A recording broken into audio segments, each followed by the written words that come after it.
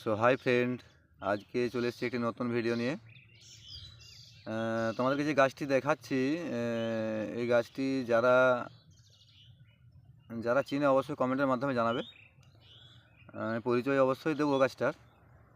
এখন যে আমাদের গ্রাফটিং বেগুনের চারা লাগানো হচ্ছে, আসলে গ্রাফটিং বেগুনের চারার নিচে যেটা রুটি স্টক ব্যবহার করা হয়, সেই বেগুনের গাছ এটাকে হিন্দিতে জংলি ভাটা বলা হয়।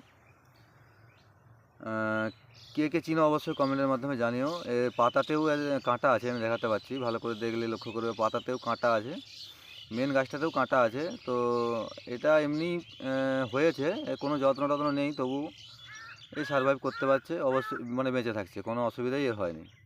এর যেটা মেন ডগ ছিল সেটা ভেঙে দিয়েছে।